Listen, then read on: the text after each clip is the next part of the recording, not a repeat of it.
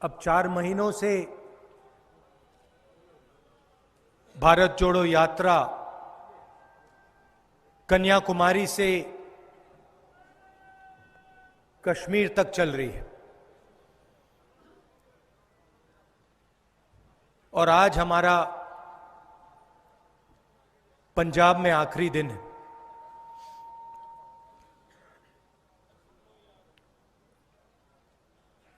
देश में बीजेपी ने, आरएसएस ने नफरत का माहौल फैला रखा है।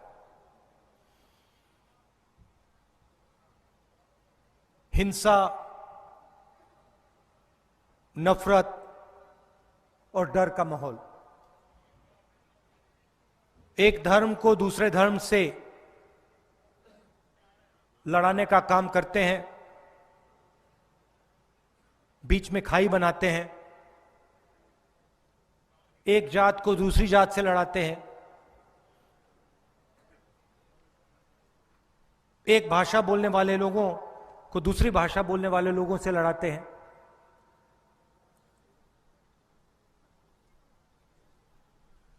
और डर फैलाने का काम करते हैं। इनकी सब योजनाएं किसी ना किसी को डर पहुंचाती है।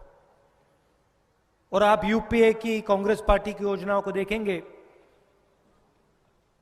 हमारी सारी की सारी योजनाएं डर को मिटाने की कोशिश करती है। मनरेगा, किसानों का कर्जा माफ, आदिवासी bill, Jawaharlal Nehru urban renewal mission, हरी क्रांति, सफेद क्रांति, जो भी हम करते हैं हम डर को मिटाने के लिए करते हैं। और जो भी ये करते हैं ये डर फैलाने के लिए करते हैं। इनकी सब योजनाएं आप देखिए,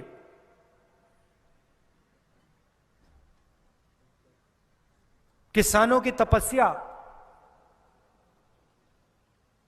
4 बजे सुबह उनकी तपस्या शुरू होती है, दिन भर चलती है। बारिश हो, तूफान हो, आंधी हो, किसान तपस्या करता है, देश को भोजन देता है। कुछ ज्यादा सवाल नहीं पूछता, बस ये चाहता है कि इस देश उसकी मदद करे, उसे उसका आदर करे। बाकी लोग बहुत चीजें मांगते हैं, इस देश का किसान कुछ नहीं मांगता। अब बीजेपी ने उनके लिए क्या किया? 3 काले कानून लाए।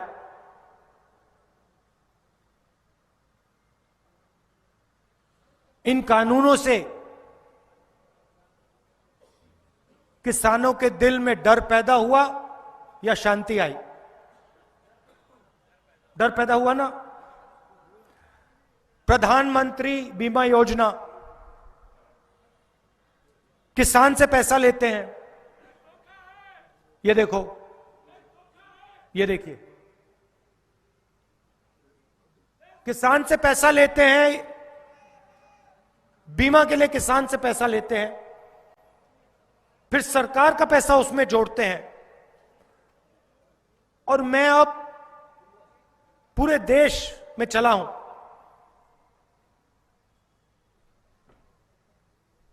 किसी एक किसान ने मुझे नहीं कहा कि भैया जब हमारा नुकसान हुआ तो हमें बीमा का पैसा मिल गया। तूफान आता है, आंधी आती है,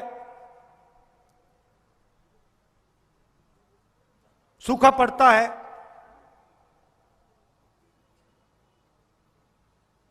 किसान के दिल में डर पैदा होता है।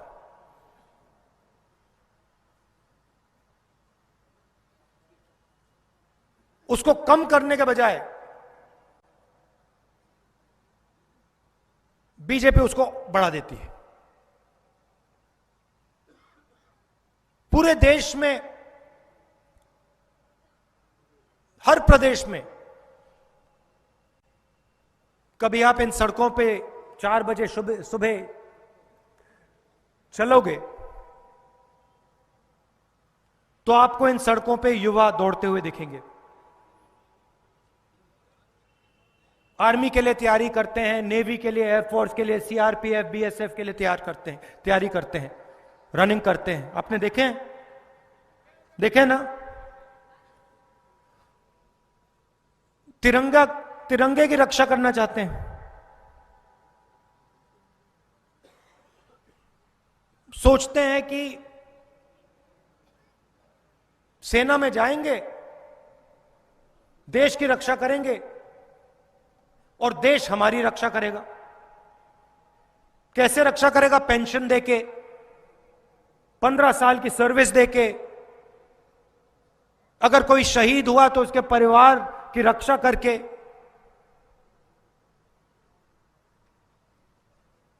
लाखों युवा सपना देखते हैं। अग्निवीर योजना ने इनका डर कम किया या बढ़ाया? बढ़ाया ना? अग्निवीर योजना ने हिंदुस्तान की सेना को मजबूत किया या कमजोर किया? ये हिंदुस्तान का हर नागरिक समझता है। ये सेना के सब सिपाही समझते हैं। आज बोल नहीं पा रहे वो अलग बात है, मगर अग्निवीर योजना ने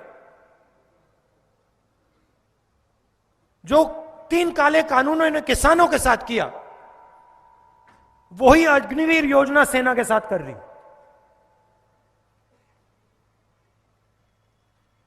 लुधियाना स्मॉल और मीडियम मैन्युफैक्चरिंग का सेंटर हुआ करता था। चाइना से मुकाबला करता था। एक मेड इन चाइना हुआ करता था, दूसरा मेड इन लुधियाना होता था। Auto parts, textiles, cycle, Jalandhar में स्पोर्टिंग गुड्स, पूरी दुनिया में आप भेजते थे।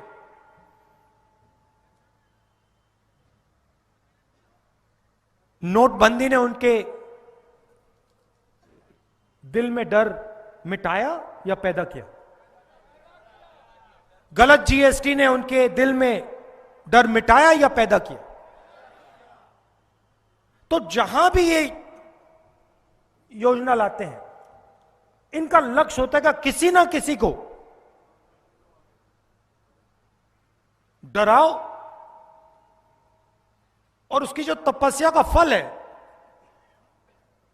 उससे छीनकर हिंदुस्तान के सबसे बड़े 2-3 अरबपतियों को पकड़ा दो। समाज में जब डर पैदा होता है, नफरत फैलाना बहुत आसान होता है। अगर किसान के दिल में डर है, आसानी से उसको नफरत में बदला जा सकता है। अगर छोटे व्यापारी के दिल में डर है, आसानी से उसको नफरत में बदला जा सकता है। तो इनका यही काम है, देश में डर फैलाओ और उसको नफरत में बदलो। ध्यान उधर करो और हिंदुस्तान के जो तपस्वी हैं, जो उनका है वो छीन के सबसे बड़े 2-3 उद्योगपतियों को दे दो। क्यों? क्योंकि उद्योगपति इनकी पार्टी के मार्केटिंग करते हैं।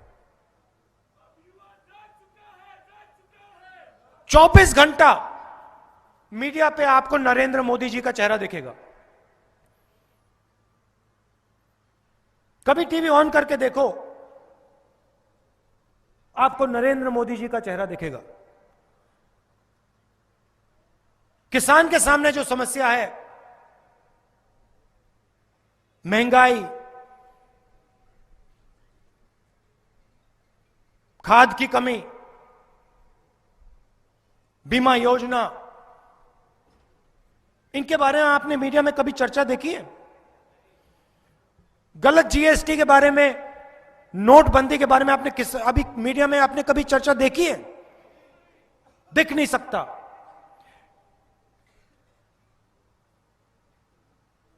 क्योंकि इनका लक्ष्य, और इनकी गलती नहीं है, जो यहां है इनकी गलती नहीं है, जो इन मीडिया हाउसेस को कंट्रोल करते हैं, उनका लक्ष्य सच्चे मुद्दे पर हिंदुस्तान का ध्यान ना चला जाए। 24 घंटा यही करते हैं। क्यों? क्योंकि आपकी जेब काटी जा रही है। जेब कतरा जब जेब काटता है, सबसे पहले वो अकेला नहीं आता, 2-3 लोग आते हैं। पहला काम क्या करता है वो? पहला काम वो आपके ध्यान को कहीं और ले जाएगा, और जैसे आपका ध्यान उधर गया वैसे आपकी जेब काटेगा। सही है ना? कभी कभी जेब कतरे ने ये तो नहीं कहा भैया अपनी पॉकेट को देखो, अपने बटुए को देखो, कभी नहीं कहेगा। कहेगा देखो उधर देखो, देखो उधर देखो, ऐश्वर्या राय की ओर देखो, शाहरुख खान की ओर देखो, विराट कोहली की ओर देखो, हिंदू मुस्लिम की बात करो। और जैसे उधर ध्यान गया, फटाक पीछे से गई। तो ये कर रहे हैं ये जेब कतरा 1000, 2000, 5000 रुपए चोरी करता है। ये लाखों करोड़ रुपए हिंदुस्तान की जनता से छीन लेते हैं। इसलिए हमने ये भारत जोड़ो यात्रा शुरू की। महंगाई के खिलाफ, बेरोजगारी के खिलाफ, नफरत के खिलाफ हिंदुस्तान को जोड़ने की यात्रा। आपने इतना प्यार दिया, इतनी मदद की, मैं आपको यहां 2 घंटे 3 घंटे बोलूं तब भी नहीं समझा पाऊंगा। आपने कितनी स्ट्रेंथ दी हमें। सड़क पे कोई गिरता था, चोट लगती थी, एकदम आप मदद करते थे। यात्रियों ने हमें कहा कि ढाबों में उनसे कोई पैसा नहीं लेता था। पंजाब के लोग कहते थे भैया भारत जोड़ो यात्रा पे हो, हां चलो फ्री में खाना खाओ, हम आपकी मदद करना चाहते हैं। यह सच्चाई है आपकी। इसको आप मोहब्बत कह लो, इसको आप पंजाबियत कह लो, अलग अलग नाम है, मगर आपने ये दिखाया, तो दिल से आपका धन्यवाद करना चाहता हूं। 1-2 प्रॉब्लम आपने क्रिएट कर दी मेरे लिए, गंभीर प्रॉब्लम क्रिएट कर दी।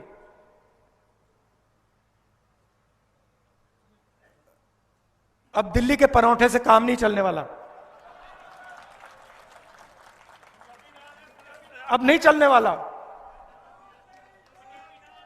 वो मक्के की रोटी, सरसों का साग, दिल्ली वाला नहीं चलेगा अब। मैं सोच रहा था मैं अपनी मां के घर जाता हूं, उनको सरसों का साग, मक्के की रोटी बहुत अच्छी लगती है। मैं सोच रहा था, अभी सोच रहा था उनको बताना पड़ेगा कि ये आपका फेल है, इससे काम नहीं चल रहा है, इसको आप बदलिए, वो पंजाब वाला लाइए।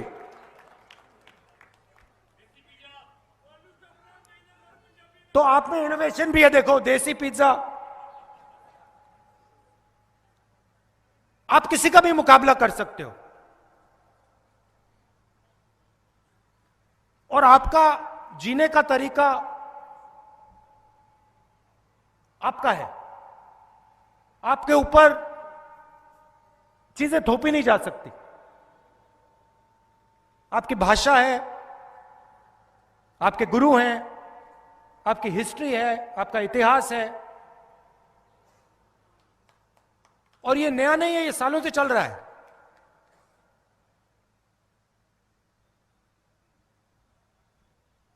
मैंने जानबूझ के पगड़ी पहनी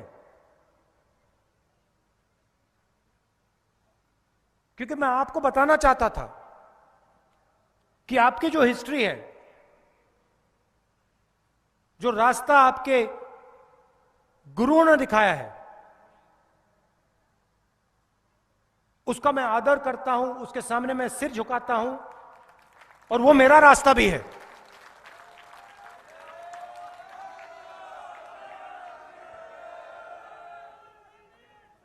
और उससे भी मुझे बहुत सीखने को मिलता है, हर रोज सीखने को मिलता है।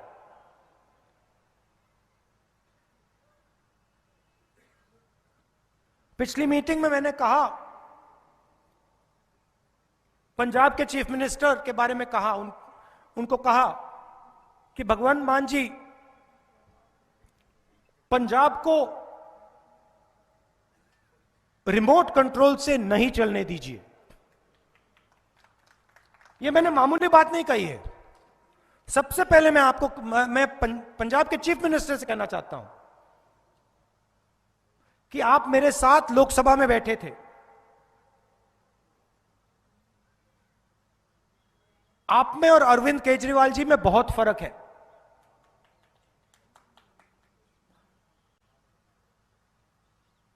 आपकी मैं रिस्पेक्ट करता हूं, मैं कांग्रेस पार्टी के स्टेज से कह रहा हूं, मगर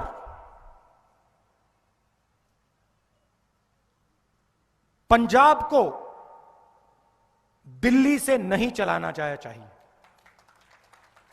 मैं आपको बताता हूं मैं क्यों कह रहा हूं। एक कार्यकर्ता है,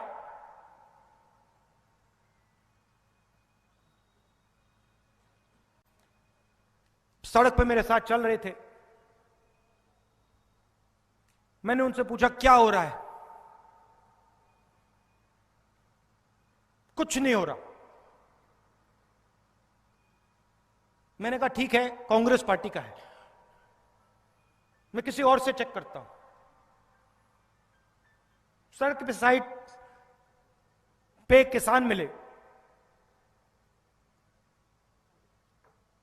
पहले मैंने उनसे खेती के बारे में पूछा, फिर मैंने पूछा भैया बताइए, ये आम आदमी पार्टी की नई सरकार आई है, इसने क्या किया? नहीं, उसका जवाब था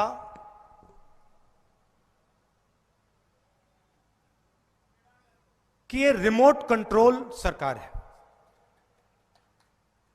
मुझे अच्छा नहीं लगा। आम आदमी पार्टी से कांग्रेस पार्टी पंजाब में लड़ेगी, हम आपको हराएंगे, वो अलग बात है, वो अलग बात है। मगर अगर एक किसान कहे रिमोट कंट्रोल सरकार है और मैं पूछूं रिमोट कंट्रोल मतलब, और वो कहे राघव चड्ढा मतलब आरसी, तो ये सही बात नहीं है। यहां पे कांग्रेस पार्टी के नेता खड़े बैठे हैं,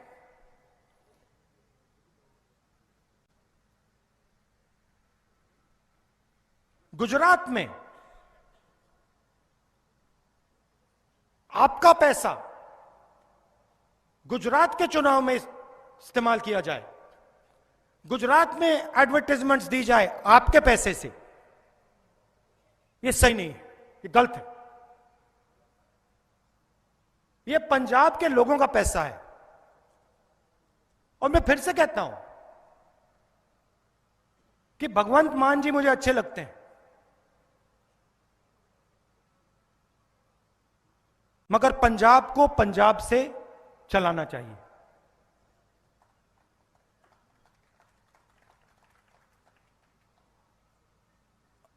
आपने खूब सपोर्ट की,